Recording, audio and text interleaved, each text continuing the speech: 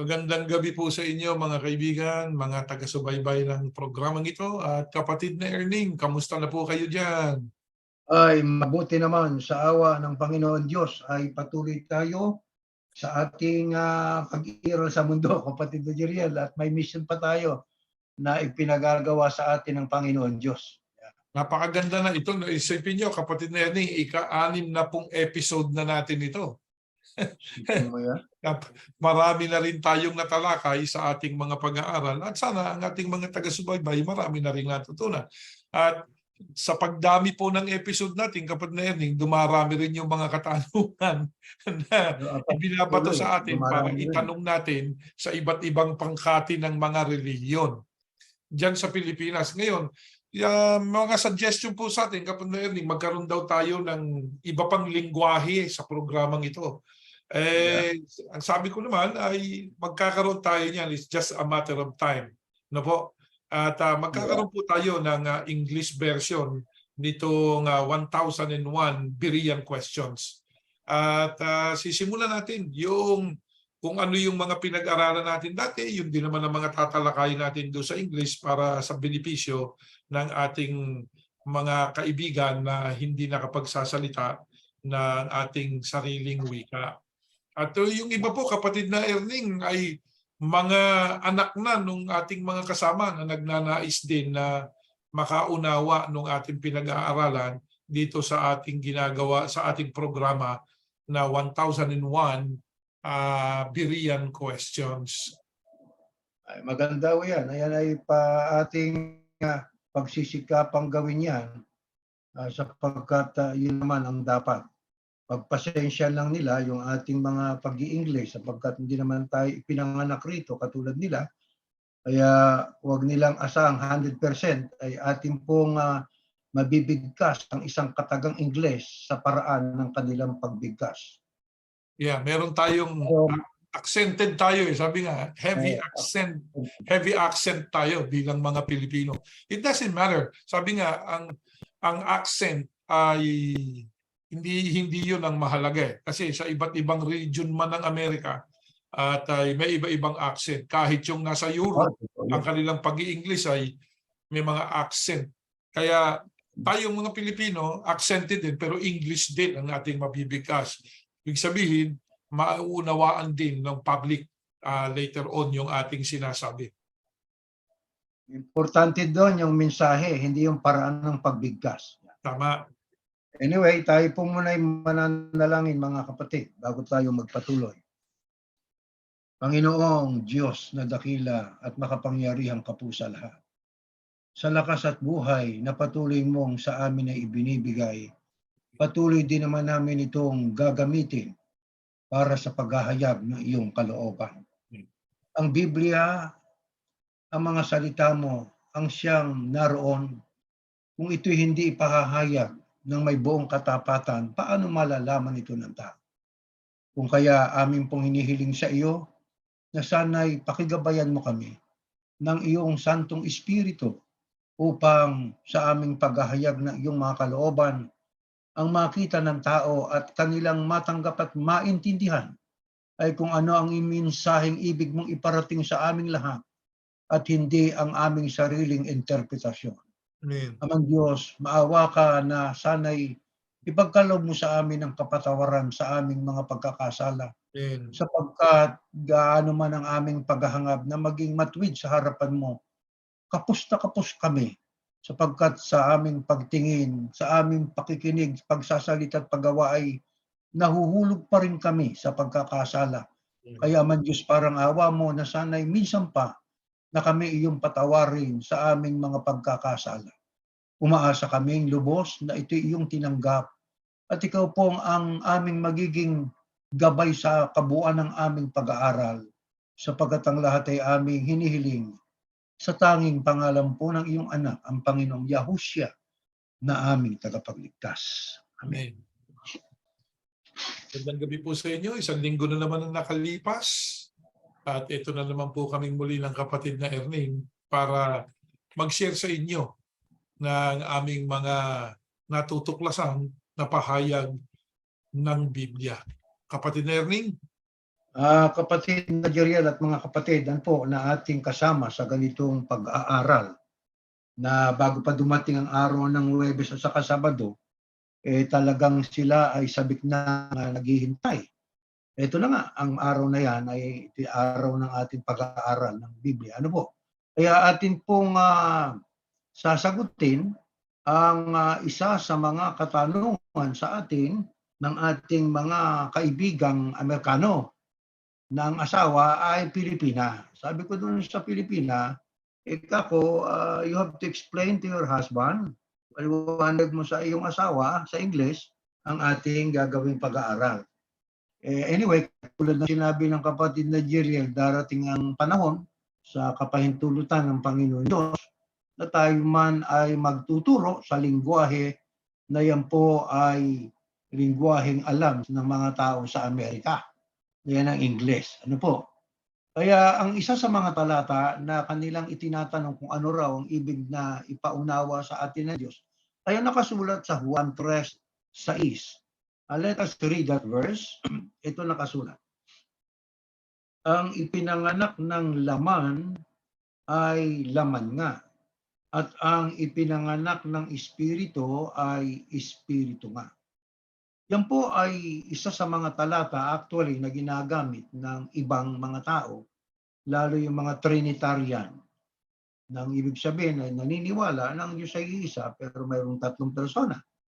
Sapagkat ang sabi ang wika riyan sa pangalawang bahagi ng pangungusap, at ang ipinanganak ng espiritu ay espiritu nga. Pagkatapos sasabihin nila sino ang wikang espiritu. Babasahin nila yung Juan 4 at ang sabi ang Diyos ay espiritu.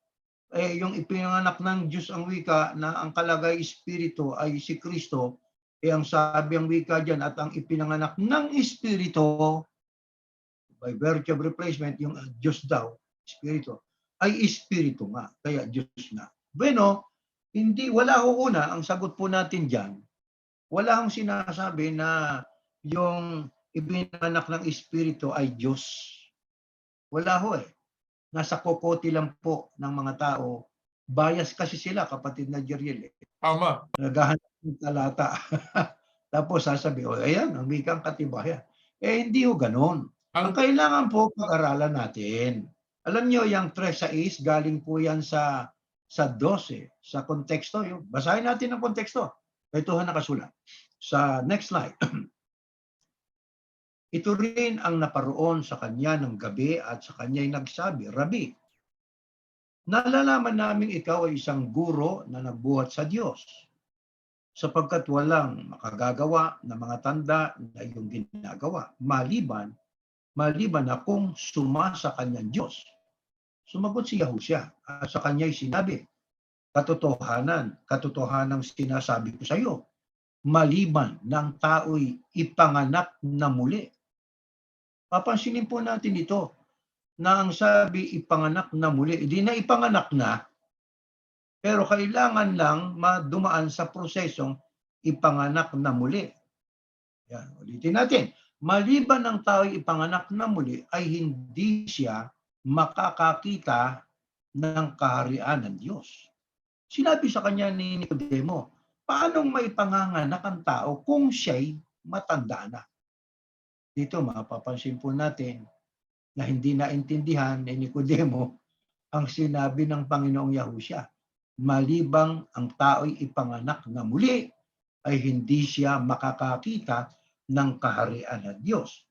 Ano ho ang sagot nitong si Nicodemo? Paano maipanganganak ang tao kung siya'y matanda na? Makakapasok ba siya bilang ikalawa sa tiyan ng kanyang ina at ipanganak? Ano ngayon ang isinagot ng Panginoong Yahusya? Sa 5 ang sabi, sumagot si Yahusya, katotohanan sinasabi ko sa iyo, maliban na ang tao'y ipanganak ng tubig at ng espiritu, ay hindi siya makapapasok sa kaharian ng Diyos. Huwag kang magtaka sa aking sinabi sa iyo. Kinakailangan kayo'y ipanganak na muli.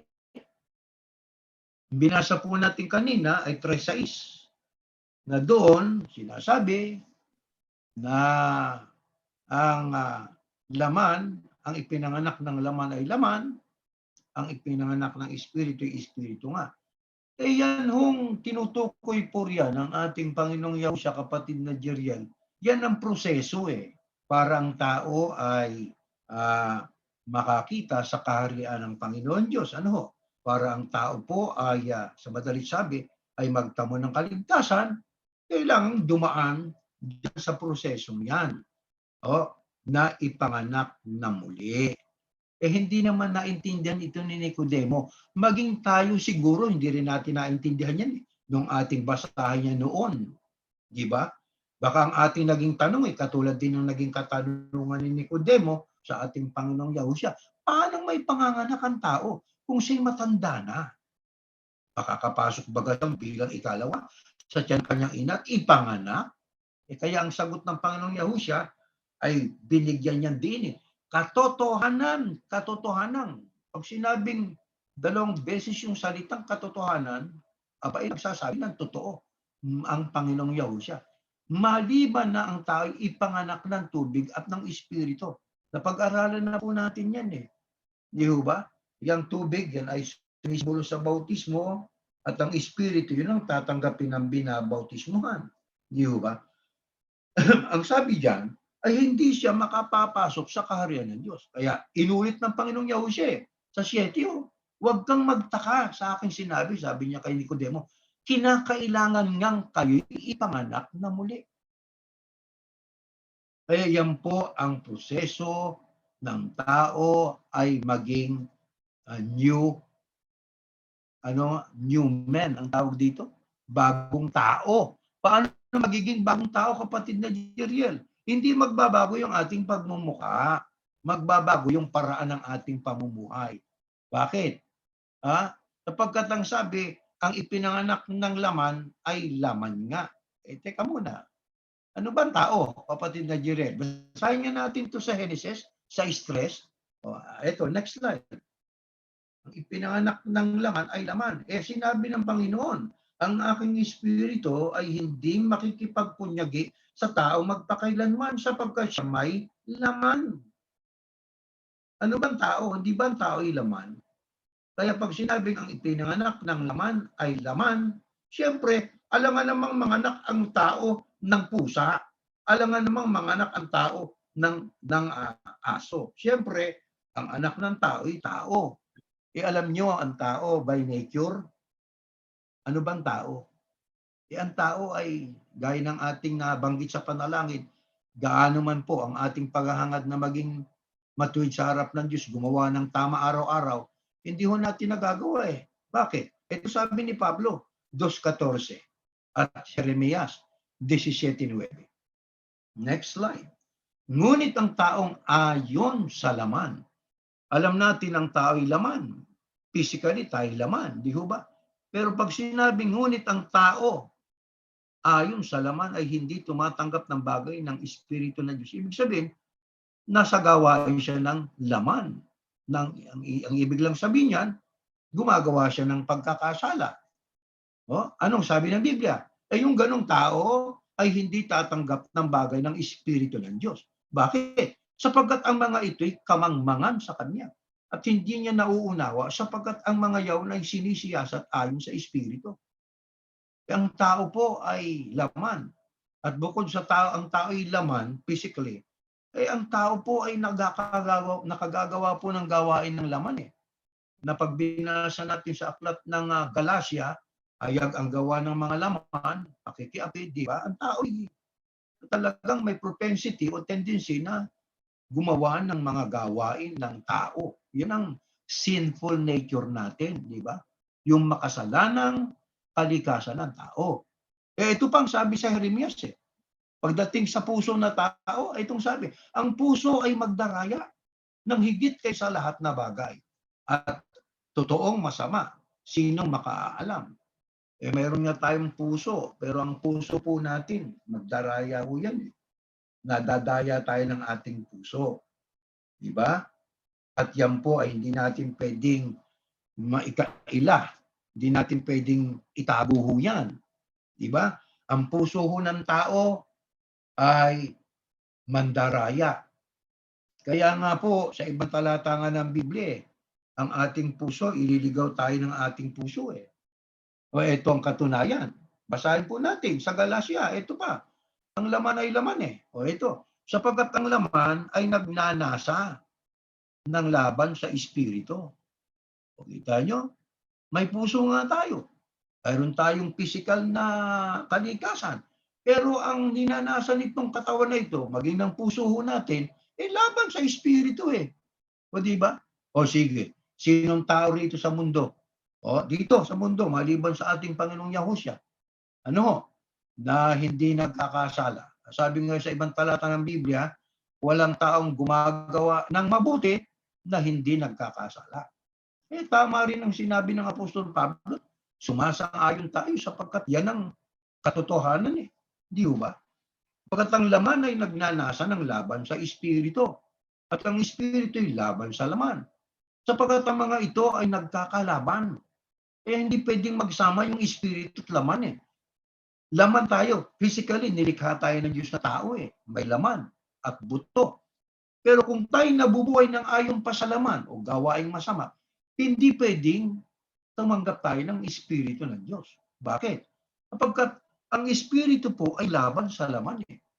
Sapagkat ang mga ito, wika ni Pablo, ay nagkakalaban upang huwag ninyong gawin ang bagay na inyong ibigin. Sabi pa ni Pedro, ito pa, na may mga matang puspos ng pangangalo niya. Totoo naman talaga yun eh. Di ba? Sige, sino ang taong may dumaan sa kanyang babae? Halimbawa ay ang kasuotan ng babae ay nakakatawag ng pansin. Ano ang gagawin ng mata kung maliban sa bulag ka? Abay, titingin ka ron. Alam nyo, diyan nag-uumpisa ang pagnanasa eh. Sa mata. Diba? Kaya sa pagdating po sa panahon natin, panahon ng ating Panginoong Yahusya o Kristyanismo, yung tumingin ka lang na may pagnanasa nangangalon niya ka na eh. Diba?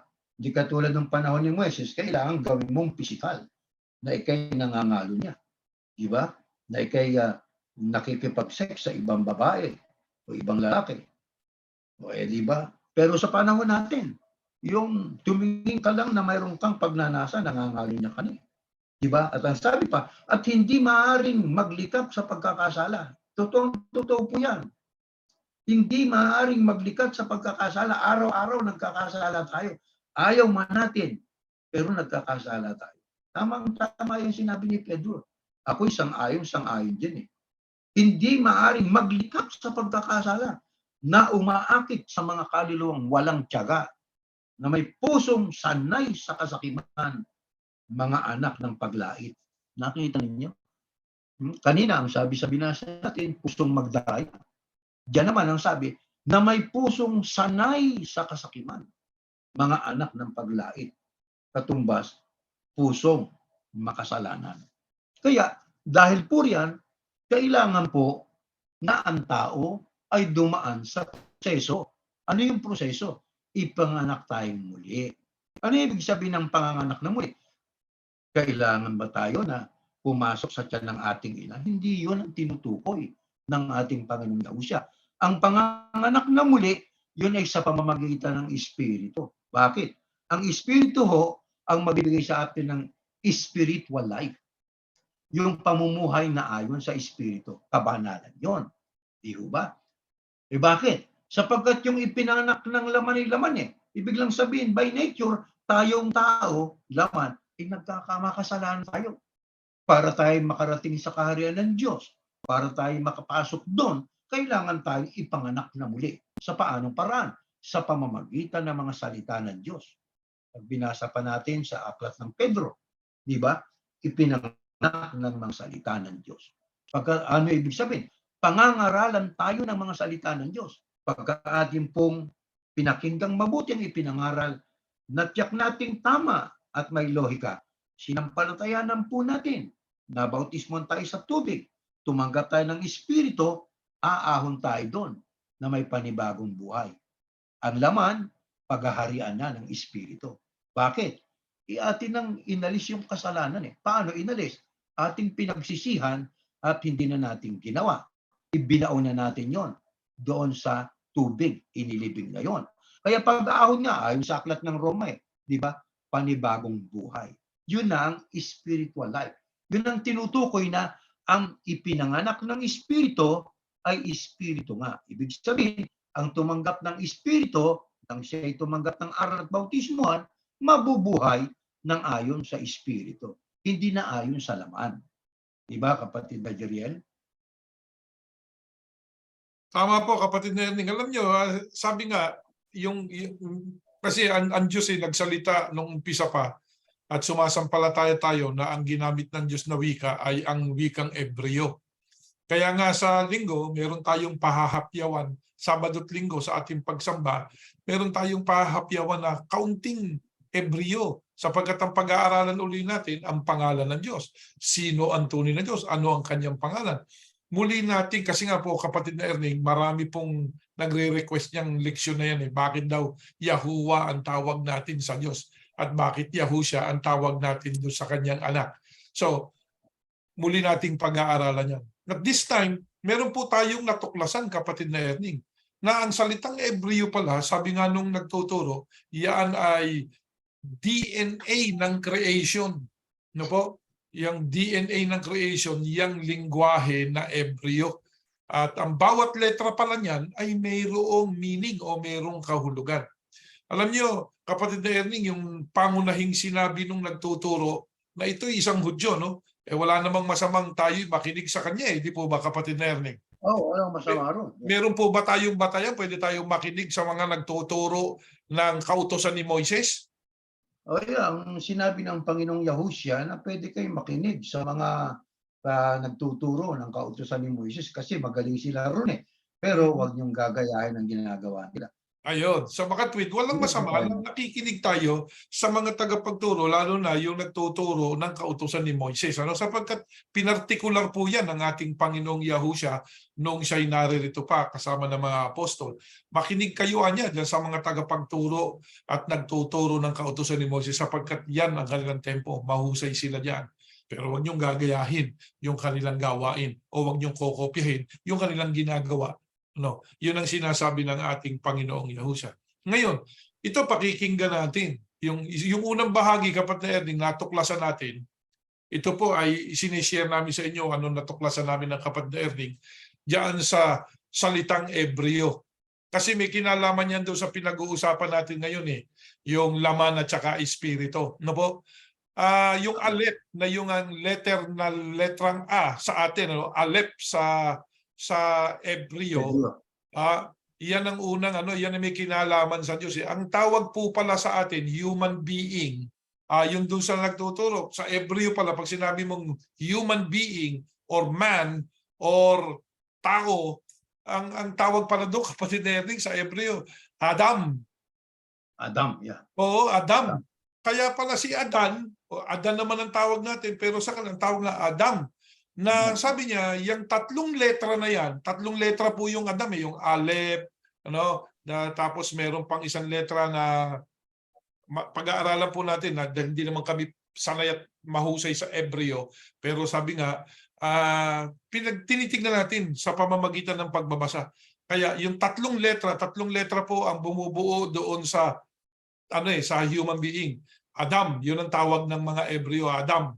Na ang unang bahagi, yung Aleph, yun ang spiritual. At pagka yung yung sumunod na bigkas, yung D at saka M, sa kanilang letra, yun ang physical. Sa mga katwitong tao, mayroong physical. Para po bang H2O? Ano po ba yung pag sinabi po nating H2O, kapatid na Erning? Ano po ang tinutukoy ko pag sinabi kong H2O? Tubig. Tubig. Pero gaano kahalaga na sabihin ko yung H2O? Pero naintindihan po ng kapatid na Erning at maaaring naiintindihan din ninyo nang tinutukoy ko tubig. Hindi lang basta mga letra yon o hindi lang numero yon, kundi sinasabi doon ang component ng tubig. Na ang tubig, ang component niya ay binubuo ng hydrogen at oxygen. So hindi lang natin alam tubig yan, kundi yung tubig alam natin may component. Sa salitang Hebreo po, pag sinabing Adam, ang sinabi tao, ang tao may component. Ang component ng tao, dalawa, sabi nung nagtuturo, which is message, spiritual at saka physical. Parang puso. Yung sinabi nyo kanina, yung puso, Yeah. di ba kapatid na Erling? Yung puso, dalawa rin ang pwede doon. May physical din yun. At saka meron ding spiritual. Ano po yung physical? Oh, na puso. Yun naglilingkod sa Diyos. Di po ba? Yeah. Oh, yung mabuting puso. Spiritual yun. Ano Yun naman? ang spiritual. Ibig sabihin, yung ang puso naging mabuti o naging masuma, spiritual yun eh. Ano yung physical niya? Pumping. Nagpa-pump ng ano, kapatid na Erning? Ng blood. Ayun! Yun po. Kaya napakaganda ng ating ginagawang pag-aaral. Meron tayong mga tutuklasan. Pero, sabi nga na, hindi ko namin sinasabing, ito yung paniwalaan nyo. No? Ito yung imbestigahan nyo. Tignan ninyo. Ang pinag-uusapan natin, laman, espiritu. Okay? Ang component ng tao, laman, at meron ding espiritu. Merong spiritual at merong physical. Yung physical, yan yung laman. At yung pag pinag-usapan natin na spiritual na laman, yun yung mga gawa na ginagawa natin. Na po? Yeah. Kaya diyan na ipaliliwanag sa atin ang components natin. No po? Kaya yun, sinabi, pinanganak ng espiritu, espiritu, pinanganak ng laman, laman. Pinaliwanag po ng kapatid na Erning. Ipagpapatuloy po natin ngayon ang ating pag-aaral. Yeah. Ngayon, dyan po sa Roma, ito naman ang pahayag ng Apostol Pablo. Next slide. Pakibasa, kapatid na Jeriel. Opo, next slide. Sapagkat ang mga ayon sa laman, ito, ayon sa laman, hindi natin pinag-uusapan dyan, kapatid na Erning, itong laman na ito. No. Ang Gawain na yan. pinag-uusapan dyan, ayon sa laman, gawa yan. Gawa ng laman, gawa ng tao. Hindi yung spiritual side niya. Yeah. Hindi yung spiritual side niya na maka-Diyos. Ito yung laman, yung ibang side. No po? Tuloy natin. Yeah. Sapagkat ang mga ayon sa laman ay nangagsisitalima sa mga bagay ng laman. Ayan. Yun. Tatapat ang mga ayon sa espiritu ay sa mga bagay na espiritu. Ayan. Sapagkat ang kaisipan ng laman, ang tanong teka muna, hindi naman ba nyo nasabing hindi laman ang pinag-uusapan dyan, hindi ito. Meron bang isip ito? Wala na ba? Sige nga. Anong bahagi ng laman mo ang may isip? Yung utak mo lang ang isip Di ba? Yeah. Kaya hindi na pinag-uusapan dyan. Kaisipan ng laman. Sapagkat ang kaisipan ng laman ay kamatayan. Nako, hindi pala mabuti kapag tayo sa halip na ang kaisipan natin ay spiritual, naging makalaman, kamatayan yun, sabi ng Panginoon Diyos. Yeah. Datapat ang kaisipan ng espiritu ay buhay at kapayapaan. Sige. Payapa ka ba, kapatid na Erning, kung ikay laging nabubuhay sa laman, puro kasalanan? Ito, sagot ko dyan sa karanasan ko. Ay, sabi ng konsensya mo, ba't mo ginawa yan? Hindi ka patutulugin Hindi ka patutulugin pag nagkasala ka. Sinabi mo, hindi ka mapapanatag, hindi ka payapa, di ba? Kapag nabuhay ka ng ayon sa laman. Sapagkat ang kaisipan ng laman ay pakikipaggalit laban sa Diyos. Kita niyo? Yan ang dyan, ang punto dyan Yung kaisipan ng laman, pakikipag-alit laban sa Diyos sapagkat hindi napasasaklaw sa kautusan ng Diyos ni hindi nga maaari. At ang nangasa laman ay hindi makalulugod sa Diyos. Datapat kayo'y wala sa laman. Kausap dyan yung mga sumasampalataya na Wala na kayo sa laman. Kundi nasa espiritu. Dapat spiritual na, maka-Diyos na. Kung gayoy, tumitira sa inyo ang espiritu ng Diyos. Nakatira na dito ang espiritu ng Diyos sa atin. Pagka nakatira na yung espiritu ng Diyos sa atin, hindi na tayo makalaman. Maka-espiritu na tayo. Yung espiritu na ng Diyos. Ayun nga, pinanganak tayong laman, ngayon naman, sa pamamagitan ng espiritu, ipapanganak ang sa espiritu. Di po ba?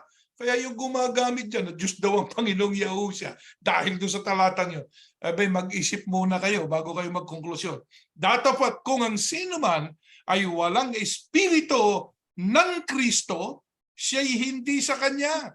Ayan, yung spirit, the thinking, the mind, di ba, of the Christ. If you don't have that mind, you don't belong to the Christ. Maraming nagsasabi, Kristiyano daw sila eh. Ano isipan mo? Halimbawa, sa pinanggalingan natin reliyon, kapag na yan, Iglesia ni Cristo. Sabi natin, kay Kristo tayo. Ano tingin mo sa sanlibutan? Mahal mo ba?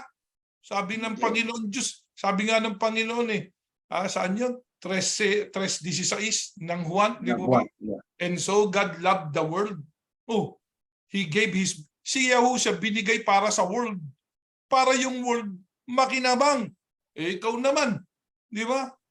Sabi mo, yung world, nako, mamamatay lahat yan. Hindi natin kasi miyembro yan. Nako, anong klase yan? Hindi ganyan ang espiritu ng Panginoong Yahusha. At kung si Yahusha, sabi nga dyan, kung si Hamasiyak, kaya kung ang Hamasiyak, ayan ang tama, ay nasa inyo, ang katawan ay patay dahil sa kasalanan. Datapot ang espiritu ay buhay dahil sa katwiran. Yun yung pinanganak sa espiritu. Nabubuhay ka dahil sa katwiran. Ano po ba yung katwiran, kapatid na Ernie? Salita ng Diyos yun eh. Ayun. Ebanghelyo. Kaya dyan sa versikulo 10, kapatid na Jeriel at mga kapatid, at kung ang Kristo ay nasa inyo, ang katawan ay patay dahil sa kasalanan. Di ba? Ang ipinanganak ng laman, yun ang katawan, ay laman. Patay na yun. Kailan? Pag tinanggap na natin ang Espiritu. Ano na ngayon ang mangyayari? Ayun na nga. Ang ipinanganak ng Espiritu, tinanggap yung aral ng Diyos, siya ay nabautismuhan, sinang mabautismuhan siya, nailibing na yung kasalanan, nabubuhay na siya dahil sa katwiran. Yon, nabubuhay na tayo. Bagamat tayo laman, physically, laman tayo, pero ang ating ibinubuhay, ang mga bagay na makadiyos. Ayun. Yung bahagi nga ng letra ng katawagan sa tao, Adam, yung Aleph, may meaning yung Aleph, yun ang spiritual side na gusto ng Diyos na mapasa atin. Hindi yung physical lang. Sabi nga kapatid na Erning, ba't kailangan tong physical na to? Sabi nga nung nagtuturo ako ba ay katawan na pinasukan ng kaluluwa o yung kaluluwa pumasok sa katawan ko, nasa loob ng katawan ko para makapaglingkod ako sa Diyos? Di ba? Yun ang argumento niya. Di ba? Sa makatwid, ang tao talagang binubuo, sa pag-aaral natin at maging sa paliwanag ng mga Hudyo tungkol doon sa salitang human being or Adam. Ang tao, parang kumbaga sa tubig, may component. Ano yung component na gusto ng Diyos? Spiritual, kabanalan, at physical. Para yung kaluluwa na pumasok nandyan sa loob ng katawan, makagawa. Hindi naman kasi makakikilos yung kaluluwa kung walang host na katawan. Yes. Hindi po ba? Tama. Kaya ang sabing, alang-alang sa ating mga kapatid na hindi nakakaintindi ng Tagalog, yung John 3:6, that which is born of the flesh is flesh, and that which is born of the spirit is spirit. Ito po ay, that which is born of the flesh is flesh, meaning flesh refers here to the physical body and human nature. Only human beings can beget human beings. Totoo naman po yun di ba? Like generates like. Physical life produces physical life. And the spirit generates spiritual life. Yun ang ibig sabihin dyan. And that which is born of the spirit is spirit. Only the spirit can beget spiritual beings. Those who experience spiritual birth do so by the work of the Holy Spirit. We cannot do good things if the Holy Spirit is not within us.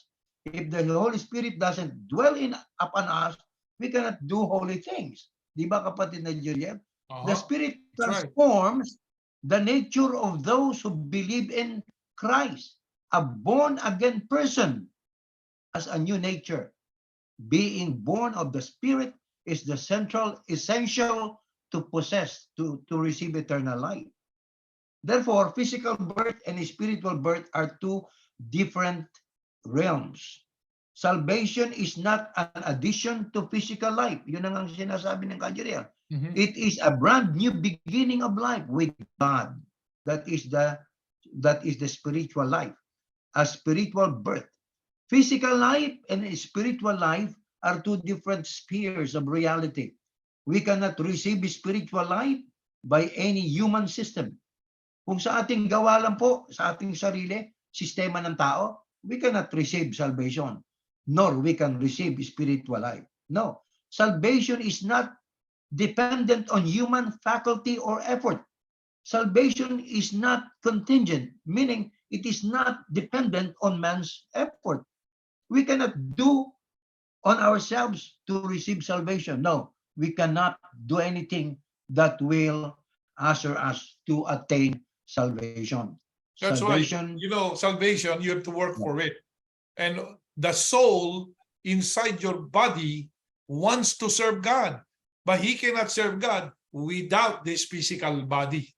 correct. Yeah, this physical body do the moving.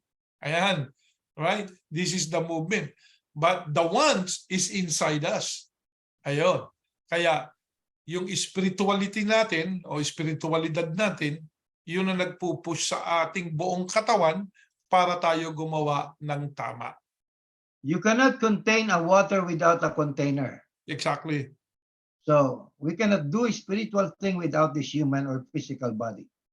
Okay? Now, spiritual life differs from physical life, not simply in the material and non-material sense, but in the meaning of mortal versus immortal. Flesh is immortal. Spiritual well-being is immortal, because if we follow the will of God, we will receive eternal life. That is immortality. God is immortal, and we receive his eternal life at salvation. We hope that we will receive that on the rapture, when our Lord Yahushua comes for his church. And that's when we'll learn, Brother Jeriel, that we belong to the virgin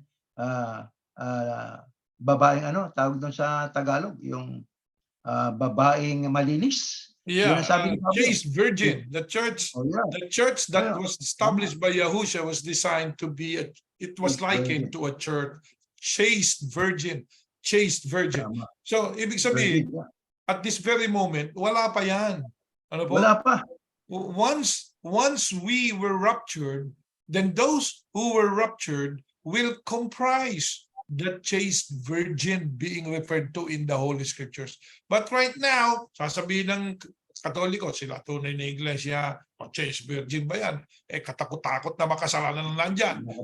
Sasabihin ng iglesia ni Cristo, yun daw ang babaeng dalagang malinis. Dalagang malinis yan, dami marumi dyan. Di ba? Mga pinuno nga, saksakan ng puro lumot. O di ba? Mga pinuno. Yeah. Kaya Wala wala pang pa yung chaste chaste virgin. No? Wala pa. Maging sa panahon ng ating Panginoong Yahushua. Maraming mga Wala pa makasalanan doon sa grupo na yun. Yeah. Kaya yung chaste virgin, yun ang ipipresent niya.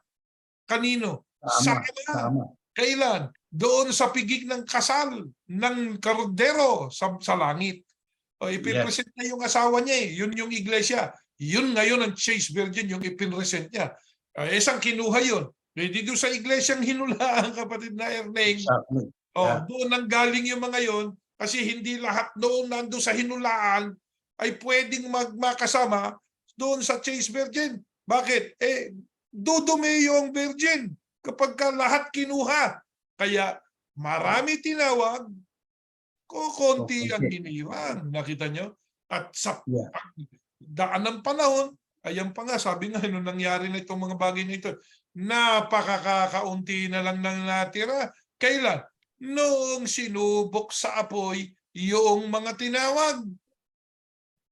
Kaya hindi na mga kay Yahushua, yung nagsasabing iglesia sila ni Kristo ngayon, hindi na kayo kay Yahushua, hindi na rin kayo sa Diyos. Ibig ba sabihin, hindi kami maliligtas? Wala kaming sinabing ganyan.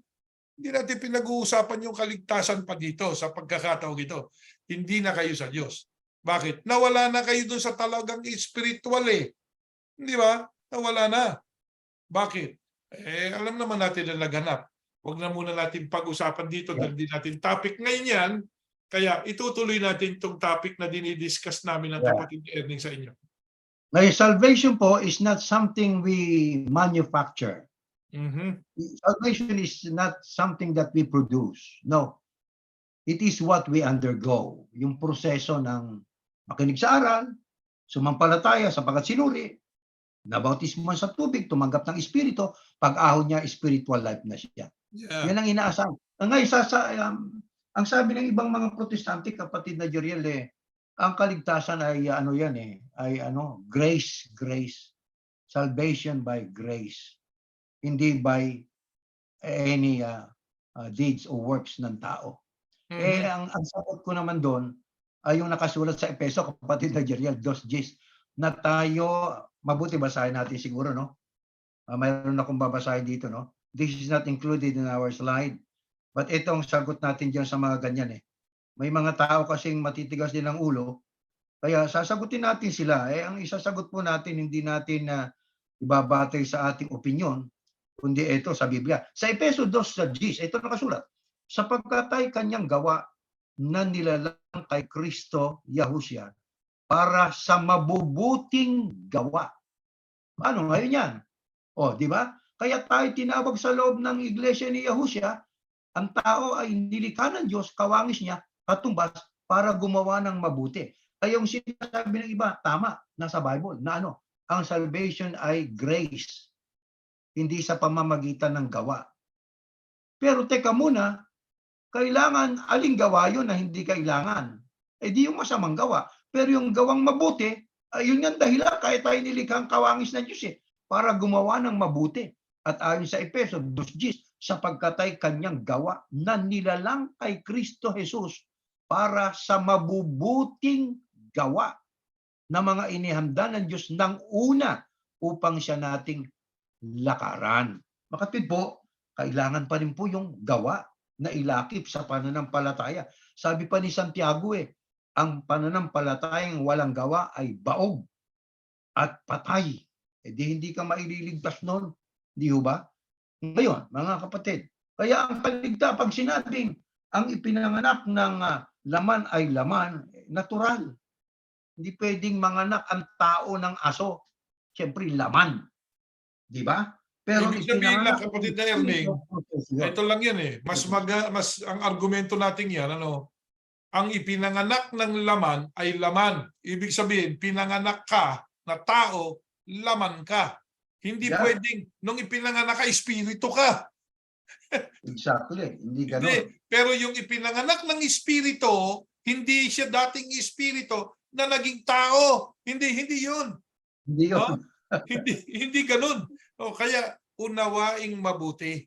Ngayon, kapatid na Erning, alam nyo, maraming mga tao sa mundo na pag nakakarinig ng ganitong mga pag-aaral, pinagtatawanan lang nila dahil di naman sila naniniwala sa Diyos. Meron pa nga nagsasabi, kaya lang naman may Diyos dahil nilikha ninyo ng mga naniniwala na may Diyos Kaya sa isip ninyo, nagkaroon ng Diyos.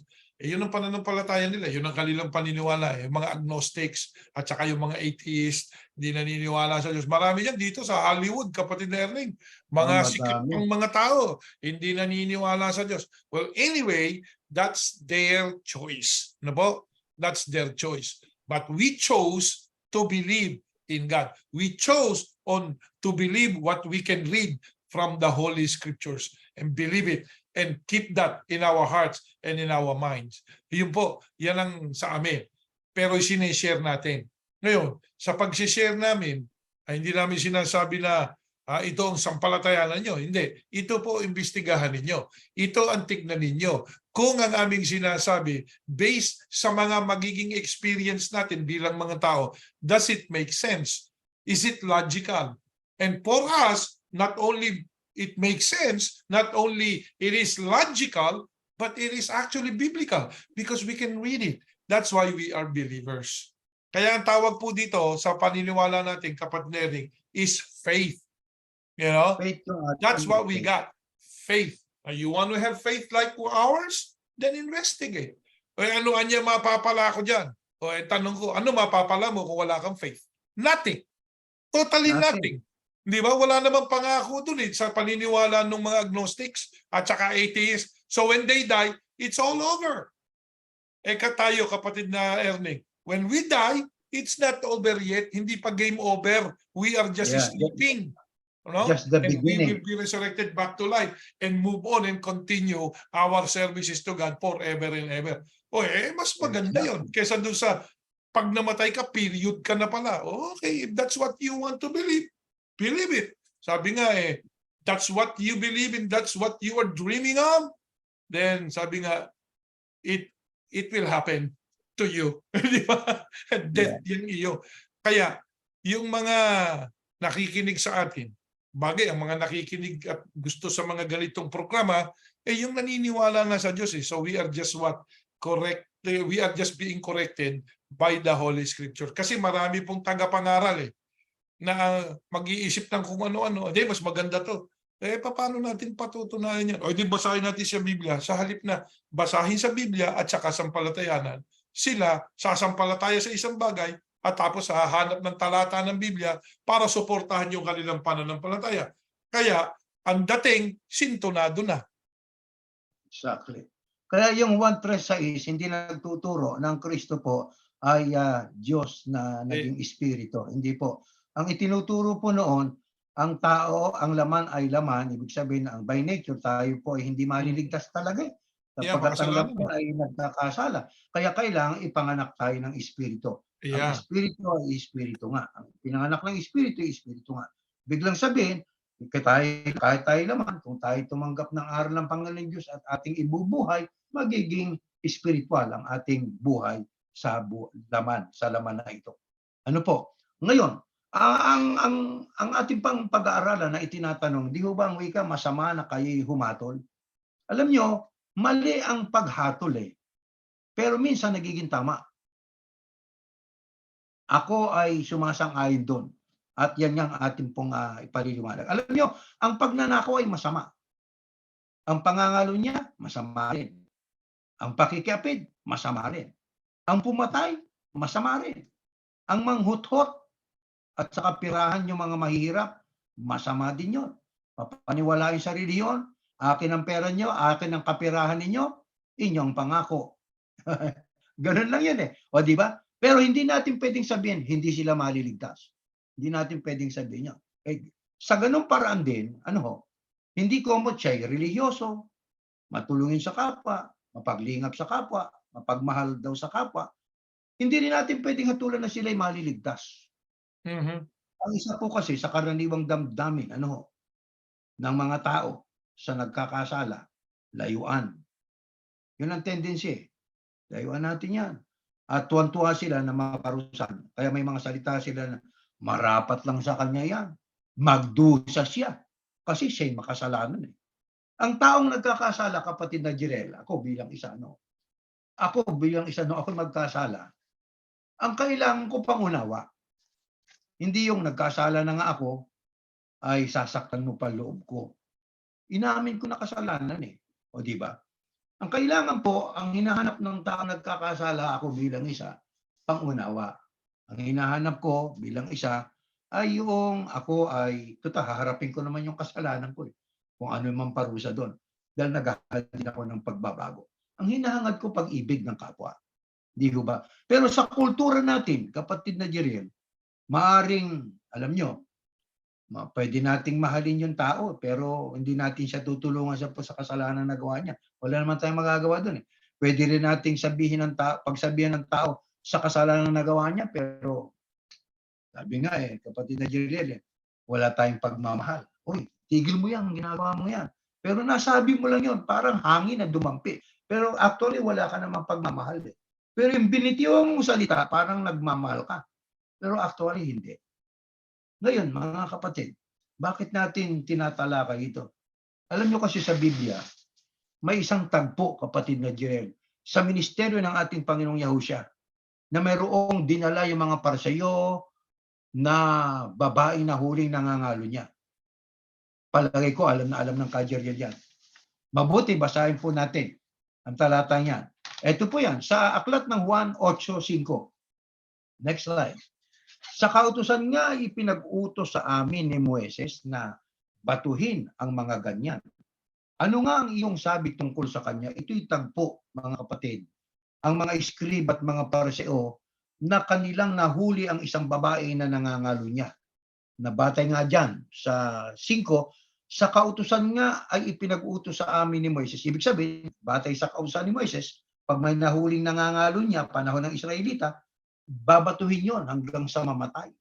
Ang tanong nila sa ating Panginoong Yahushua, ano nga ang iyong sabi tungkol sa kanya? Hiningan nila, kapatid na Jeriel. Alam naman natin itong mga pariseo, kalaban lagi ng Panginoong Yahushua yun eh. Di ba? Yung mga pariseo at saka mga iskriba na yan. Pero alam nyo, tinulungan siya, yung babae, tinulungan po siya na mailigtas ng ating Panginoong Yahushua. At nang magsialis na yung mga taong humuhusga doon sa babae, mga kapatid, anong itinanong sa kanya ng Panginoong Yahushua? Tuloy natin, next slide, 8:9 hanggang 11. Itong nang sila nilang dalawa. At sila, nang ito'y kanilang marinig, yung mga pariseo at iskriba, nagsialis sa isa-isa, na nagpasimula sa katandaan hanggang sa kahuli-hulihan. At iniwang mag-isa si Yahushua at ang babae. Sa makatwid, ipinagtanggol kasi ng Panginoong Yahushua itong babae. Kaya nagsialisan yung mga pariseo at iskriba. Ang natira, ang Panginoong Yahushua at ang yung babae na nahuli nangangalo niya. Basahin natin ngayon. Ito. At iniwang mag-isa si Yahushua at ang babae sa kinaroroonan nito sa gitna. At umunat si Yahushua at sa kanya sinabi, babae, saan sila nangaroroon? Yun ang tanong ng Panginoong Yahushua doon sa babae. Saan sila nangaroroon? Ibig sabihin yung mga pariseo na humusga sa babae. Saan sila nangaroroon? Wala bagang taong humatol sa iyo? Kasinin natin yan. Ang tanong ng Panginoong Yahushua sa babaeng nangalo niya, wala bagang taong humatol sa iyo? Ano sabi ng babae? Sinabi niya, wala sino man, Panginoon. Sinabi ngayon ni Yahushua, sinabi ni Yahushua, ako man ay hindi rin hahatol sa iyo. Kumayo ka ng iyong lakad, mula ngayon, huwag ka nang magkasala. Anong ating mapapansin po dyan sa mga huling bahagi ng ating binasang yan? Noong nag-uusap na rin yung dalawa, Panginoong Yahushua at yung babaeng nangangalan niya. Ang tanong ng Panginoong Yahushua, wala bang taong humatol sa iyo? Ang sagot ng babae, wala sino man, Panginoon. Ang sabi ng Panginoong Yahushua sa kanya, ako man ay hindi rin hahatol sa iyo. Yan po ang isa sa mga pinagbabatayan ng iba na huwag hahatol ng kapwa-tao. Ang Panginoong Yahushua ang wika ay hindi rin humatol doon sa babae. Diba? Sabi niya, hindi rin ako hahatol sa iyo. Ngayon ang ating dapat na mapansin, mga kapatid, diyan ba sa usapang yan ay alam ba ng Panginoong Yahushua na yung babae ay nagkasala ng pangangalo niya? Siyempre, sa ibang talata ng Biblia, nababasa ng Panginoong Yahushua ang isipan ng tao. Bakit? Sapagkat sumasa kanya ang patnubay ng Diyos. Pero diyan, bagamat alam ng Panginoong Yahushua na nagkasala yung babae, meron siyang sinabi na yun ang pruwebang nagkasala yung babae. Ayun, sa huling pangungusap, humayo ka ng iyong lakad, mula ngayon, huwag ka nang magkasala.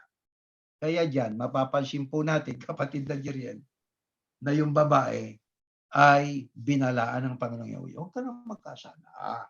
Ibig sabihin, talagang nangalo niya ka.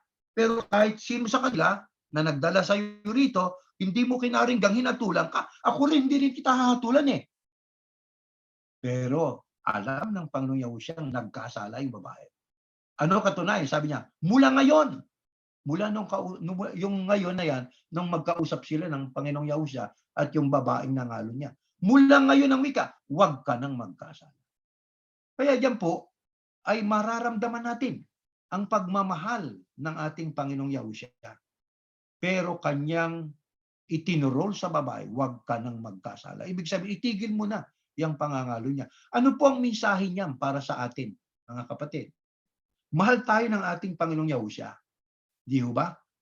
Pero huwag tayong magkasala.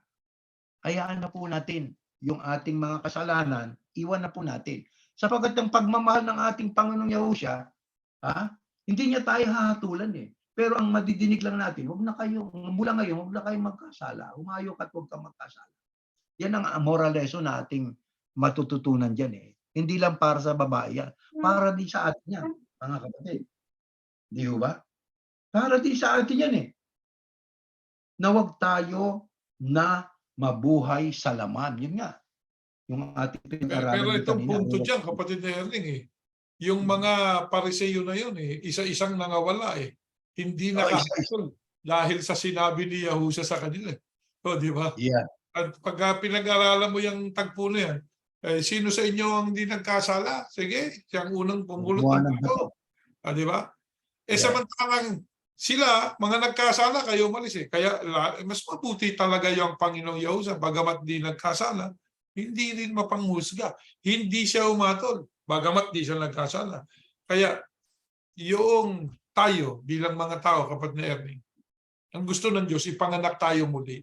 Bakit? Pinanganak tayong laman Mapanghusga yung laman. Pinanganak tayong may makasalanan. Anong gusto ng Diyos? Bakit niya ba nilikha ang tao? Alam natin sa Ecclesiastes, ang dahilan kung ba't niya nilikha ang tao, para sundin ang buong katungkulan ng tao, sundin ang kautusan ng Diyos. Tama. Paano mo masusunod yun kung hindi yung spiritual, kung hindi ka ipapanganak na uli? Kaya kailangan ipanganak ka muli ng espiritu. Yun. Paano pinanganak ang isang tao ng espiritu? Pangangaralan ka ng ebanghelyo. Sisiyasatin mo yung ebanghelyo. Pag nakita mong yun ang nakasulat at yun ang utos ng Diyos at sinampalatayanan mo, yayapusin mo, ibubuhay mo, yan na ngayon ang spiritual life mo. Kaya natupad na yung tao o Adam. Bahagi ng Adam, ang pangunahing bahagi, spiritual, yung para sa Diyos. Tama. Ngayon, anong isa sa karaniwang batayan ng mga nagsasabing hindi dapat hatulan ng kapwa? Ito nakasulat. Next slide. Ito nakasulat. Sa Mateo 7:1-3.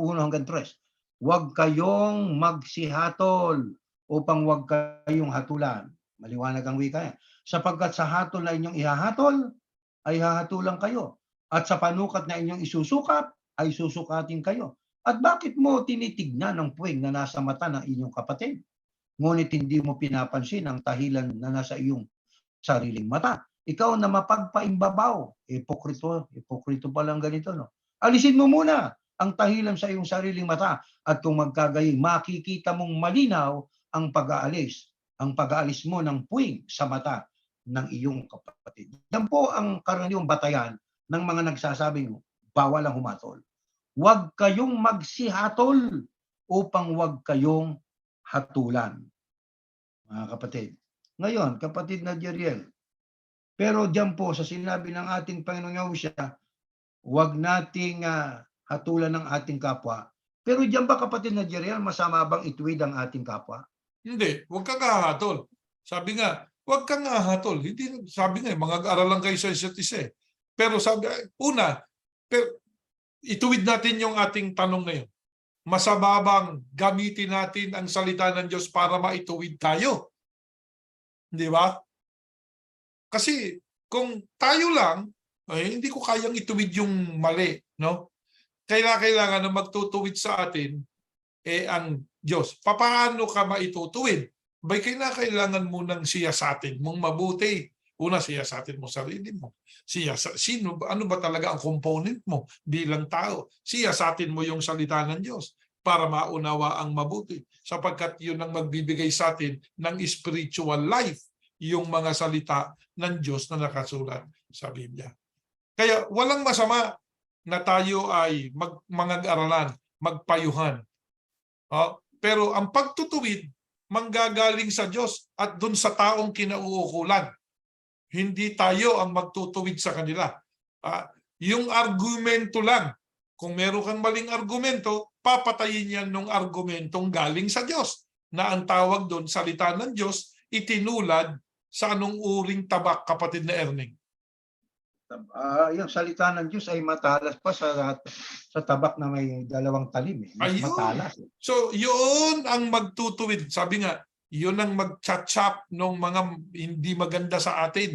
Yung tabak na yun, yung salita ng Diyos, yun ang magpuprun sa atin para maging banal, magbunga ng kabanalan ang ating mga gawain.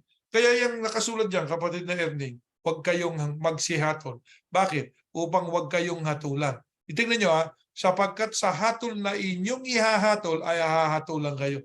May mga tao, di ka maliligtas. O ibalik mo sa sarili mo, yung inihatol mo, sabi ng Biblia, ihahatol sa iyo, ay sino ngayon di maliligtas? Siya din yung nagsabi gano'n. Batay dito hindi batay sa akin, kapatid na Erning. Yan, Batay nakasulat doon yan. sa ginawa ng mga tao. Alam nyo, ganyan tayo ng araw eh. Dinodoktrinahan natin pagka hindi nagpabautismo, di ka maliligtas, binibigyan ka na nga ng kaligtasan, ayaw mo ba? Kaya nagkaroon ng isipan yung pinuno nila. Sasabihin, yung bang ibang mga relihiyon na yan, meron ba silang mai-o-offer na kaligtasan? Naku, naksaksakan ng yabang. Bakit? Ikaw ba, brother? Hindi ba nangangailangan ka lang ng kaligtasan? Bakit parang ikaw yung makakapag-offer?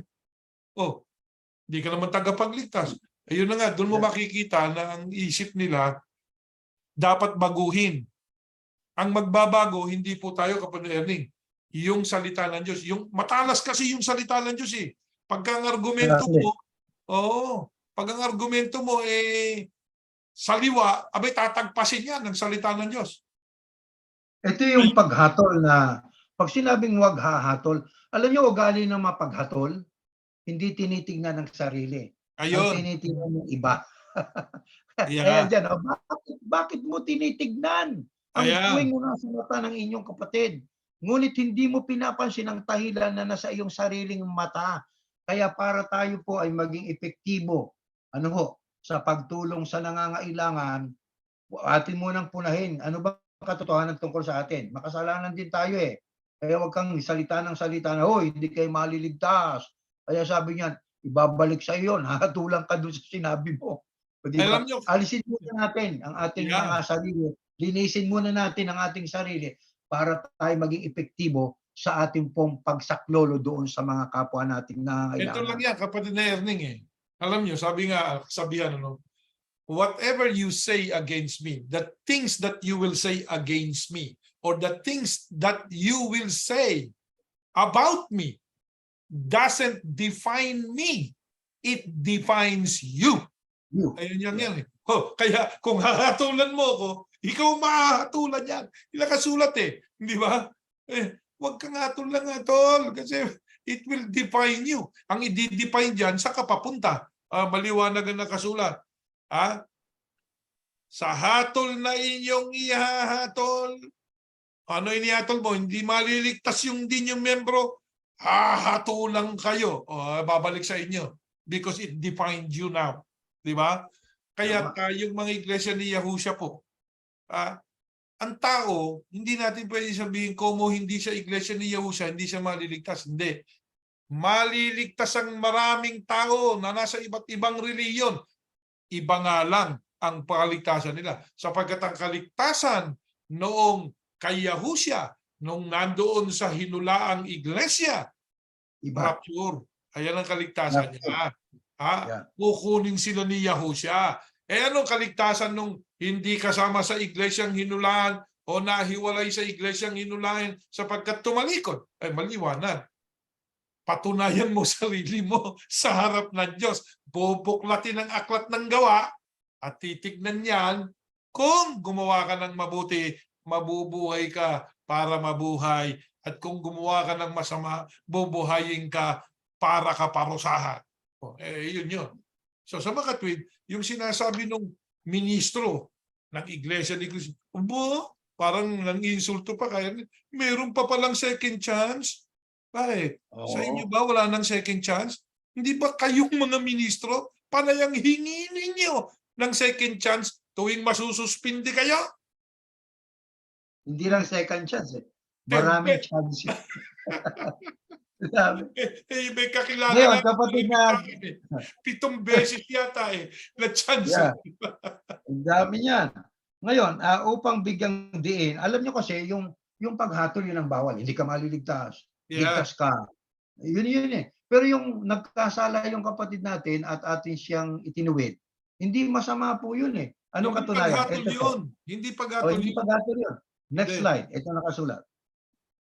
18:15. At kung magkasala laban sa iyo ang kapatid mo, hatulan mo? Ay hindi eh.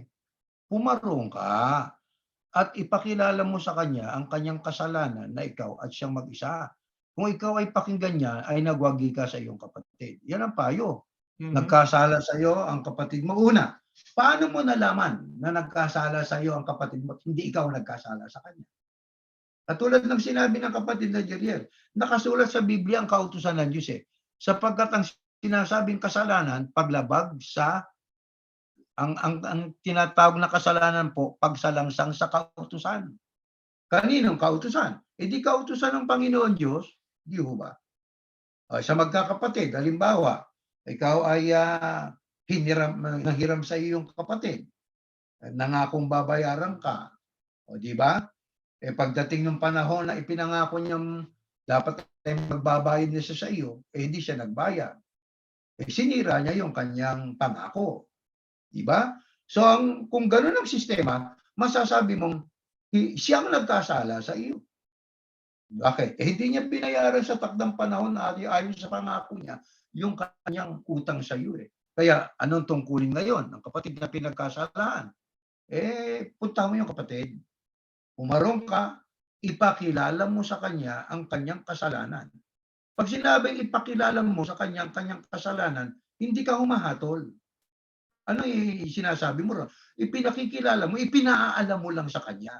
Maaring nakakalimot lang siya. O, ipakilala mo sa kanya ang kanyang kasalanan, ikaw at siyang mag-isa. Ganyan ang sistema na ipinaalaala ng Panginoong Yahushua sa kanyang mga alagad. Puntahan mo, ipakilala mo sa kanya ang kanyang kasalanan. Ano yan? Hindi paghatol yan. Pagtutuwid yan. Ito kapatid kasi ang pangako mo eh.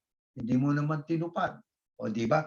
Kung babayaran ka niya, doon din. O di nasolve yung problem. Ang sabi nga, kung ikaw ipakinggan niya, ay nagwagi ka sa iyong kapatid. Kaya ang pagtutuwid ay hindi ibig sabihin ay hinahatulan natin yung kapwa. Hindi ho. Ang pagtutuwid, yun po ay bunga ng pagmamahal. Yun ay akay ng pag-ibig at pagmamalasakit.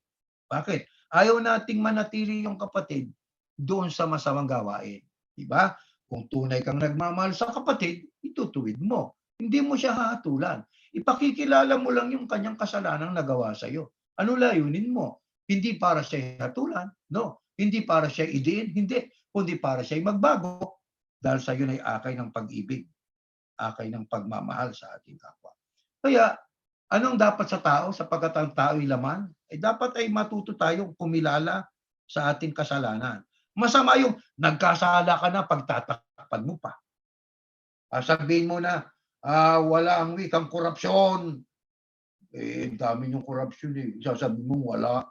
The more you say na there is no corruption, the more there are corruptions. Ganun lang yan eh. Ba't ka nagpapaliwanag na walang korupsyon? May nagtanong ba sa'yo? O may nagtanong ba sa'yo na may corruption o wala? Hindi. Dinidepensahan mo na lang sarili mo eh. Di may corruption nga. Di ba? Dami. Ano ang kasunod na talatang babasahin natin? Yang Korinto, yan ang paghatol. May paghatol. Bago natin basahin yan, let's go back there, Mateo 18. 18 po yan ng Mateo. Ang pinag-uusapan dyan sa 18, ayan, yung pagkakaroon ng animosity. Papaano kung magkaroon ng animosity sa mga magkakapatid sa iglesia, sa mga magkakapanampalataya. Yan ang payo, no? Tapos sa harap yan ng mga apostol o sa harap yan ng mga nangunguna o ng mga elders no? Yeah. Kasi ang kasunod niyan pagka hindi mo pa rin pinangayigan, dadalhin mo doon sa iglesia. Sa makatwid, ang pinag-uusapan dyan sa Mateo 18, 15, 16, di ba? 17, 18, tungkol sa pag-aayos ng problema ng magkakapatid sa iglesia. bibigyan natin ng puntos ito ngayon, binagdidiin na namin ang tinutukoy dyan sa Mateo 18, pagsasaayos ng problema. Huwag kayo maghahatulan. Ayun ang sinasabi dyan eh. Di ba? Kung nagkasala kapatid mo sa'yo, huwag mo hatulan. Ano, kausapin mo, mag-usap kayo. O kung ayaw makinig, magsama ka ng distigo. Di ba? Ayaw pa rin makinig. Sabihin mo sa iglesia, huwag mong i-chismis. Hindi mo sasabihin sa buong iglesia. Na magsasalita ka sa tribuna, sasabihin mo kung ano ginawa sa'yo. Hindi. Kaya doon sa 18, ang sabi doon, ang tinatalian niya sa lupa, tinatalian sa langit. Ano ibig sabihin nun? Ang inyong ipinagbabawal sa lupa, yung ipinagbawal na sa langit sa pag-aayos ng kaso. Yun namang inyong kahihintulot doon dito sa lupa, yung ipinahintulot na sa langit. Doon pinilipit ng Iglesia ni Cristo, ginawang talaan para makontrol ang tao. Ayan. Doon ka ngayon natakot sa isang multo na hindi naman existido. Kaya nung itinuturo ko po yan, kapatid na Erning, yan 18 na yan, 18, ano?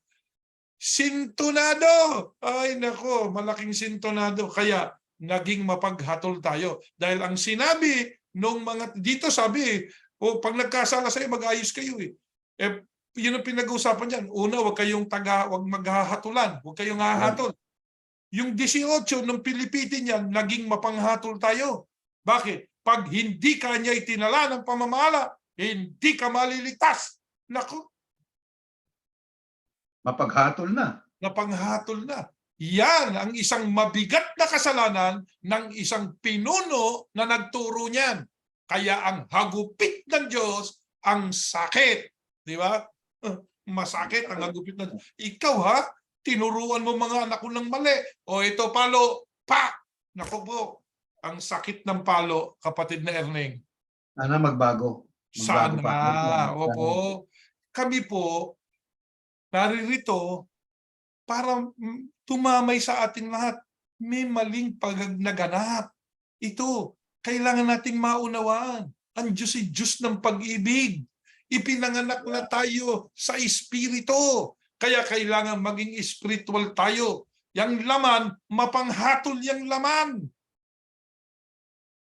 Masama ang laman eh. Ang gusto ng Diyos, espiritu. Pinanganak na kay espiritu. Ano po ba yun? Ang number 1 na nandoon sa spiritual life. LOVE. Ano po yung kapatid ni Erning? Love. Pag-ibig. Pag-ibig. Mahalan tayo. Kita nyo, dito sa mundo, dahil sa mga tao mapanghatol, ano nangyari? Nagpatayan eh. Di ba? Ano ba simula ng mga gera, kapatid na Erning, sa history? Puro religion eh. Ano ba yung crusade? Sabi ng Katoliko, mali ang mga protester na yan. Bitayin lahat yan. Sabi ng protester, mali kayo. Lalabang kami. Nagkaroon ng crusade. Di ba? Back and forth, patayan. Bakit? Hatulan eh. Yan ang nangyari sa tao. Yan ang laman. Kaya ang gusto ng Diyos is spiritual. Hindi tayo hahatol.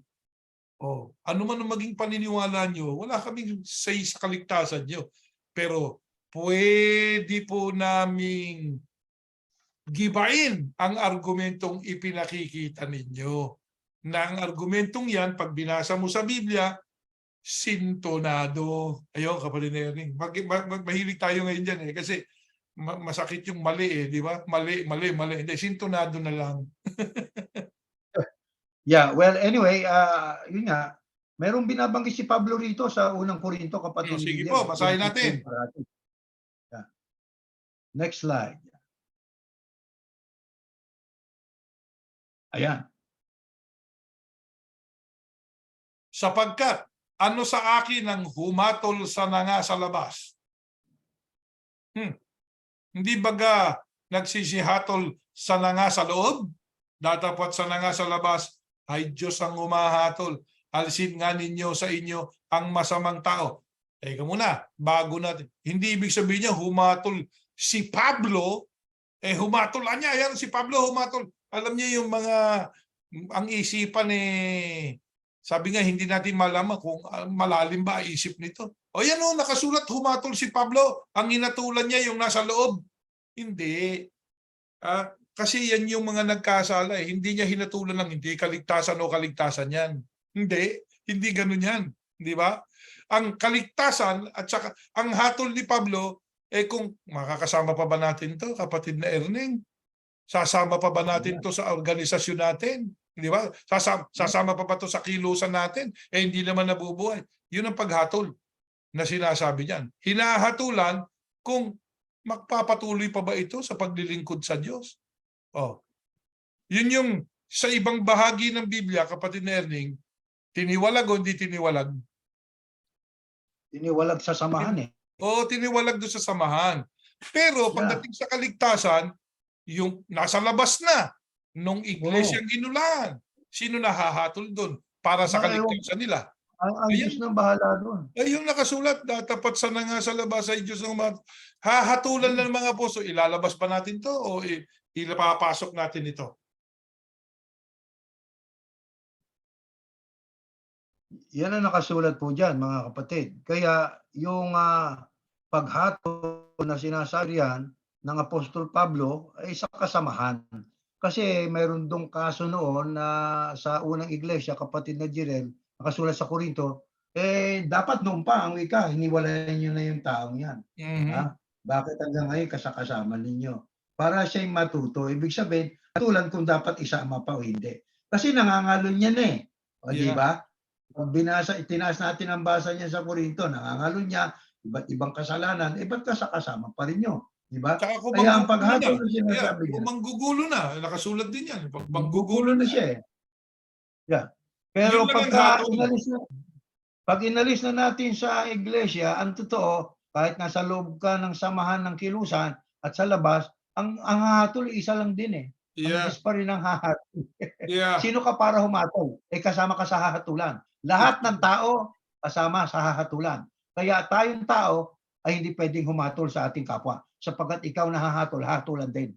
At hindi mo rin alam kung ano nilalaman ng puso ng hinatulan mo. Yan. Ganun. Hindi ka pwedeng humatol pagdating sa kaligtasan. Di ba? Hindi mo pwedeng sabihin kung sino maliligtas at hindi maliligtas. Ang sabi nila, hindi naman ako humatol eh. Ang humahatol, Biblia eh. Oh, ikaw yung nagsabi hindi siya maliligtas eh. Yeah. Anyway, itatas up din natin yan. Alam niyo mga kapatid, ang kasalanan ay dapat kilalanin natin. At sa buhay natin ito, sa totoo lang po, may mga pagkakataon na dapat tayo ay manindigan sa panig ng Diyos. Pero minsan hindi natin nagagawa ho yun eh. Malimit, hindi lang minsan. Kaya dito, mayroong sinabi ang Panginoong Yahushua na derechahan eh. Derechahan. Na parang masakit sa pakiramdam at pakinig. Pero totoo eh. Di ba? Ito yan. Basahin natin. Next slide sa Lucas. Ito nakasulat. Kung sino mang tao ay pumaparito sa akin at hindi napopuot sa kanyang sariling ama at ina at asawang babae at mga anak at mga kapatid na lalaki at mga kapatid na babae o at pati sa kanyang sariling buhay ay hindi siya maaaring maging alagad ko. Tuwirang sinabi ni Yahushua, hindi maaaring maging alagad ko. Kaya kailangan sa ating pong pagsunod kay Yahushua, gusto natin maging alagad niya, maging ang sarili natin. Kung kailangan natin pong itanggin natin. Yung mga humahadlang na asawa natin, mga anak natin, magulang natin, hinahadlangan tayo sa pagsunod sa ating Panginoong Yahushua, kailangan alisin natin yon. Sapagkat pagka hindi natin ginawa yon, hindi tayo maging alagad ng ating Panginoong Yahushua. O di ba? Naging alagad ka ng nanay mo, may liligas ka ba ng nanay mo? Ano lang yan, diba? Naging alagad ka ng asawa mo. Maliwanag yung sinasabi dyan, hindi ka maaaring maging alagad ko, sabi ni Yahushua. Sino yan? Kung sino mang tao ay pumarito sa akin, hindi napopot sa kanyang sariling ama at ina at asawang babae at mga anak at mga kapatid na lalaki at mga kapatid na babae at pati sa kanyang sariling buhay, ay hindi siya maaaring maging alagad ko. Yan ay pasya ni Yahushua. Kaya ang pagiging alagad ni Yahushua, hindi dahil sumama ka sa isang organisasyon. Ano? Ako alagad ako ng Kristo. Alagad ako ni Yahushua. Bakit? Iglesia ako ni Kristo. Hindi yun ang katunayan. Nakatala ako. Hindi rin yun ang katunayan. Ang katunayan, si Yahushua. Si Yahushua magsasabi kung alagad ka niya. Kailan ko malalaman yun? Nasa langit si Yahushua. Pag umangat ang dalawang paa mo sa araw ng rapture. Ayan. naging alagad ka ni Yahusha. Paano ko matitiyak ngayon? Di gawin mo yung tinuturo ni Yahusha. Kaya nga, bahagi po yan, kapatid na Erning, ng mga pag-aaralan natin sa mga pagsamba sa mga darating. Yeah. No? Yung ano ba ang talagang gusto ng Panginoong Yahusha at ng ating Panginoon Diyos na si Yahuwah. Para tayo, sabi nga, tayo umaasa lang eh. We work for our salvation. Ibig sabihin, you are not working it, you are 100% sure, oh, I have done my part, I have to be saved. No, it's not like that. You are still hoping, no, na ang ginagawa mo ay yung makapagdadala sa atin doon sa ating kaligtasan sa araw ng rapture. O kung gumagawa ka ng mabuti, hindi ka naman iglesia ni Yahusha, gumawa ka ng mabuti, magpatuloy ka. At baka sakali doon sa araw ng paghuhukom mismo, sa pagharap doon sa white throne ng Diyos, pag binuksan ng aklat mo, which is a long shot yan, ano, kapatid na Erning, baka sakali. Yun, di po ba? Kaya tayo, ano po, ang aming pinipresenta po sa programang ito, siyasatin po ninyo, magsiyasat kayo, tingnan nyo mabuti. Para maging alagad tayo ni Yahusha. Tama. Ang maging alagad ay mahalaga. Paano natin dapat ipakita ang kahalaga ng pagsunod kay Yahusha at pag-iwas sa kasalanan? Ito nakasulat Mateo 5:30. Basahin natin, next slide. At kung ang kanan mong kamay ay nakapagpapatisod sa iyo, ay putulin mo at iyong itapon. Sapagkat may mapapakinabang ka pa na mawalang isa sa mga sangkap ng iyong katawan at wag ang buong katawan mo ay mapa sa impyerno. Ngayon, paano ho dapat nating patunayan at maipakita ang kahalagahan ng pagsunod at pag-iwas sa kasalanan? Yun nga, sabi ng ating Panginoong Yahusha, kung ang kanan mong kamay ay nakakapagpatisod sa iyo, ay putulin mo at iyong itapon. Teka muna, baka ito yung ating pong interpret na ito po ay literal. Yan po ay figuratibo. Hindi ho na kailanman wala kayong mababasa sa mula Mateo hanggang Apokalipsis, na iniutos ng ating Panginoong Yahusha yung mutilation. Putol-putol. Alam niyo, kapatid Erning, yan nga pagka pinag-aralan mo mabuti, malalim yan. At sa experience natin, sabi at kung ang kanan mong kamay, ang deputy mo ay nakapagpapatisod sa iyo, yung deputy mo, putulin mo! Hindi pinutol. Ayan. Di ba? Putulin mo, itapon mo. Tinangkang putulin, tinangkang itapon, pero di tinuloy. Yan ang nangyari. Di ba? Kaya, ang pinag-uusapan dyan, kapatid na Erning, hindi yung katawang pisikal. Yeah. Okay? Yan yung katawan ni Yahusha. Kasi yung kamay, kapatid, Jeriel, sagisag ng paggawa eh. Yeah. Ibig sabihin, putulin mo, alisin mo yung masamang gawa. Ayun, isa yon sa maaaring paliwanag niya. Yeah. At doon din sa katawan ni Yahusha, pwede mo ring gamitin. Di po ba? Kasi yan, matalinhagang salita yan eh. Hindi ba sabi nga itiwalag ninyo ang ano po kasunod? Ang masamang kasamahan ninyo. Ayan, para rin. Katawan ni Yahusha yun eh. Putulin ninyo yung nakapagpapatisod. Yan. Putulin. Kaya, dalawang bagay yan. Dalawang sabi nga, pag sinilip mo yan, maaaring mai-apply doon at dito rin sa gisag ng ating paggawa ay ang kamay. Ayan. Paano kung wala ng kamay, kapatid Erning? Di biglang sabihin, gawa pa rin yun eh. Yung pag-uugali, galing sa puso natin, pag-iisip natin. Biglang sabihin, lahat ng halimbawa, sa gisag din ng paggawa sabi nga, yung bibig, minsan ginagamit sa paggawa. Katulad natin, ano ba gawain natin? Mag-teksto. Yeah. Tama yun. Ngayon, paano naman ito itinuro ng Apostol Pablo? Ito naman ang approach ng Apostol Pablo sa Galatia 5:6 at sa Colosas. Sapagkat kay Kristo Yahusha, kahit ang pagtutuli ay walang kabuluhan, kahit man ang di pagtutuli, kundi ang pananampalataya na gumagawa sa magitan ng pag-ibig. Dito naman, ito yung physical na pagtutuli itong tinutukoy niya. Di ba? Pero hindi na mahalaga yung physical eh. Ang importante yung faith, yung pananampalataya. Spiritual. Na gumagawa na sa magitan ng pag-ibig. Kaya diyan ang tinutukoy ni Pablo, hindi na mahalaga yung physical na pagtutuli at saka pisikal na paghahalas. Hindi naman mahalaga yun, kay tuloy, kay hindi. Ang mahalaga, yung pananampalataya, gumagawa sa magitan ng pag-ibig. At ang sabi pa rito sa Kolosas, ang mga bagay na iyay katotohanan merong anyo ng karunungan sa pagsambang kusa at sa pagpapakabawa at sa pagpapahirap sa katawan. Yan ang penitensya. Ngunit walang anumang kabuluhan laban sa ikalalayo ng laman. Yan ang tinutukoy ni Pablo naman dyan, physical, ng pagpapahirap sa katawan. Walang halaga ho yan eh. Kahit pahirapan mo pa katawan mo. Ang importante ho ay yung ating pong pagsunod. Diba? Sumunod ka ba nung ikay lumuhod sa ribulto? Lumabag ka eh. Pero masakit bang lumuhod? Abay, opo. May mga buhangin maliliit, bumabaon dun sa tuhod mo. Ang sakit nun ah. Alam mo, Diba? kapatid Erning, yung penitensya na yan, bago tayo iniwanan ng maraming mga kasama natin at tumalikod na sila, no? Ginagawa yan. Doon lang sa pinanggalingan nating lokal. Diyan sa inyo. Diyan ako nakadistino nun eh. Yeah. May mga nagre-reklamo dyan. Bakit ba luluhod pa tayo? Isipin mo, pinagpilitensya yung mga may tungkulin gabi-gabi, luluhod ka sa panatang tinatawag nila. Kaya yung iba dyan eh, nagdala na po nung yung nabibiling luhuran. Kasi may penitensya rin, nagpapahirap sa katawan. Walang kabuluhan yun eh. Di ba? Bakit kailangan mong pahirapan? Ang katawan. Hindi dapat yun. Mga bagay na katotohanan ng merong anyo ng karunungan. Anyo lang. Form sa pagsambang kusa. Parang, wala ngang anyo ng pagsambang kusa yung ginawa natin eh. Wala na. Ang tawag doon, impose. Ini-impose. Yeah, ini-impose na.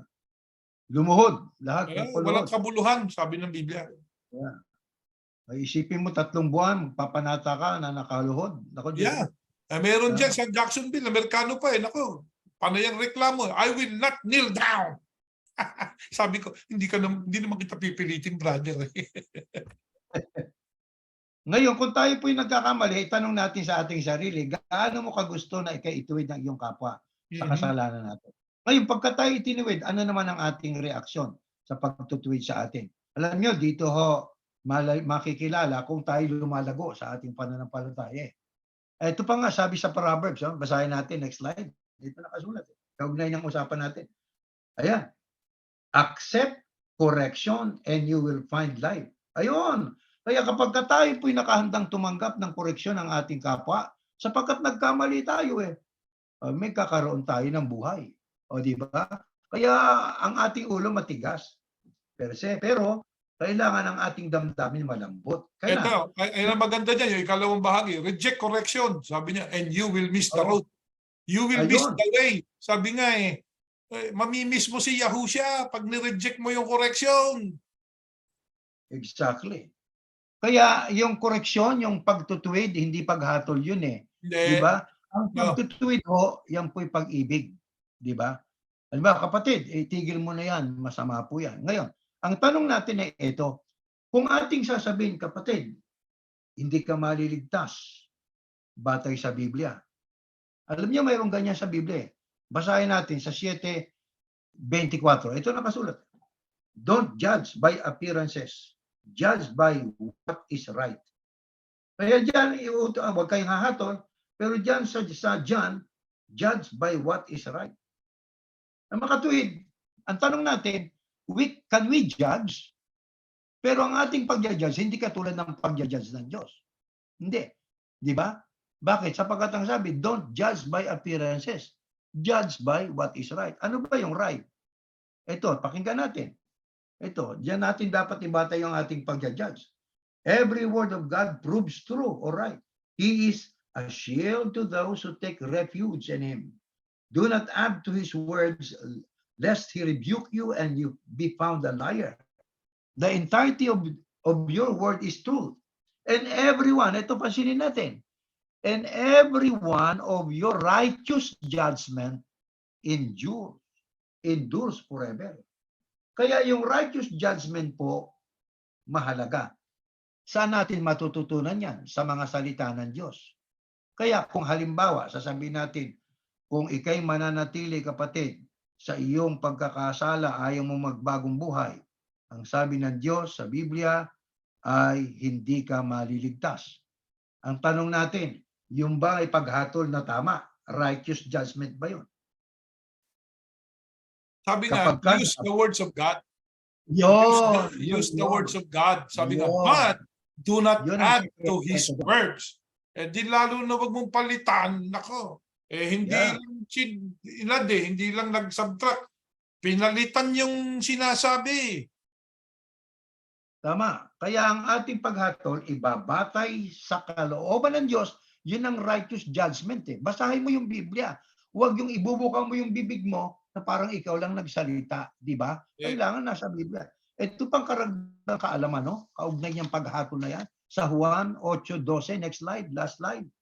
Ito nakasulat. Ayan, no? Next slide. John 8:12-18. Muli ngang nagsalita sa kanila si Yahushua na sinasabi, ako ang ilaw ng sanglibutan. Ang sumusunod sa akin ay hindi lalakad sa kadiliman, kundi magkakaroon ng ilaw ng kabuhayan. Sinabi nga sa kanya ng mga Pariseo, eto na naman yung mga Pariseo, kapatid na Jeriel. Nang sabihin ng Panginoon Yahushua, akong ilaw. Ito ang sagot ng mga Pariseo. Sinabi nga sa kanya ng mga Pariseo, nagpapatotoo ka sa iyong sarili? Hindi totoo ang patotoo mo. Yan ang sagot naman ng mga Pariseo. Talagang ito mga Pariseo, kahit kailan, kalaban ng Panginoong Yahushua. Sabi ng mga Pariseo, nagpapatotoo ka sa iyong sarili? Hindi totoo ang patotoo mo. Sumagot si Yahushua at sa kanila'y sinabi, bagamat ako'y nagpapatotoo sa akin din, dito ang pinatutotohanan ng ating Panginoong Yahushua sa sarili din niya. Pero ang sabi niya, bagamat ako'y nagpapatotoo sa akin din, ay totoo ang aking patotoo. Sapagkat nalalaman ko kung saan ako nanggaling at kung saan ako paroroon. Datapwat, hindi nyo nalalaman kung saan ako nanggaling o kung saan ako paroroon. Nagsisihatol kayo ayon sa laman. Ako'y hindi humahatol sa kanino man tao. Oo, at ako'y humahatol.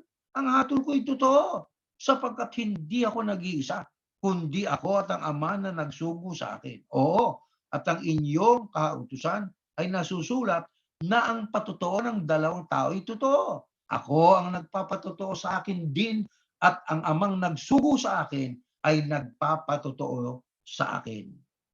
Yan ay mga katagang binasa po natin para atin pong makita ang kaibahan nitong mga taong tumututol sa ating Panginoong Yahushua. Yung mga Pariseo, o di ba? Ang ating Panginoong Yahushua, kung ako'y humahatol, ang hatol ko'y totoo. Kayo, kung humahatol kayo, ayon sa laman eh. Di ba? Pag sinabing ayon sa laman, hindi ayon sa kalooban ng Diyos. Ang Panginoong Yahushua, ang kanyang hatol ay totoo. Bakit? Sapagkat ang kanyang paghatol sinasamahan ng Ama. Kaya pagka tayo humahatol, huwag yung berbalan na basahin natin ang talata ng Biblia. Ganun po. Ito hatol ng Diyos. Hindi po ako ang humahatol.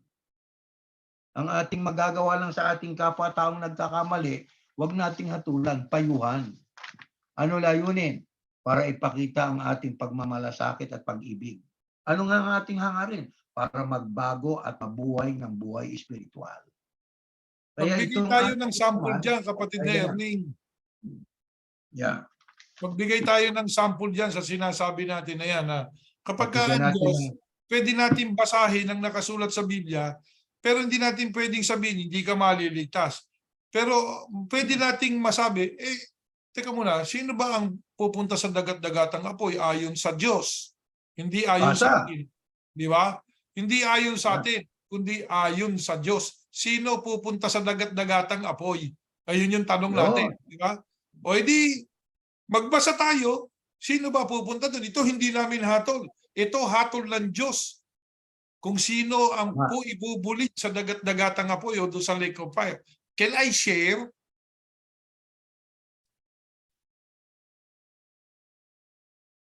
I want to share. Bago tayo magtapos. Yeah. Isang halimbawa ng paghatol na andun sa humahatol. I will share something. Hindi yata ako makakapag-share. Basahin na lang natin. Yeah, it's okay. Kung di ako makapag-share. Ayon dito sa nakasulat sa Revelation 20:15. Ito sabi, and anyone not found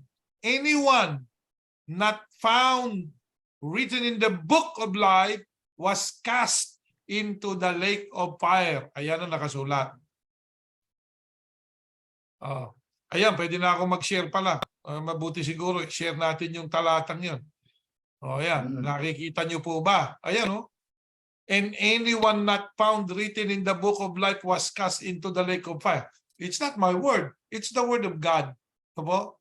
Pero hindi natin sasabihin, kaya ning, hindi nakita yung pangalan mo sa aklat ng buhay. Hindi ko naman alam kung sino may hawak ng aklat ng buhay. Diyos na nakakaalam no, paano ako makakahatol doon. Pero sinabi ng Biblia, pag hindi nakita pangalan natin sa aklat ng buhay, saan tayo papunta? Sa lake of fire. Ayan. Yan pwede naming i-share sa inyo. Pero hindi namin pwede sabihin sa kanino man, ikaw, papunta ka na ng lake of fire. Kasi hindi ka nakatala sa iglesia namin Naku, napakasamang doktrina nun kapatid na Erning. Yeah. Una, bakit? Ikaw ba may hawak ng buhay na walang hanggan? Kaya ang doktrinang ginawa ng Iglesia ni Cristo, yung kanilang tagamalang pangkalatan, nakakapagtala sa langit, sa lupa, pag tinala ka sa lupa, tala ka sa langit. No, wala nun. Bueno, iyan po ang isa sa maaari nating gamitin. At sabi nga, ito ang ating ipinaglingkod sa inyo ngayon sa gabing ito. Maganda yung ating pinag-aralan.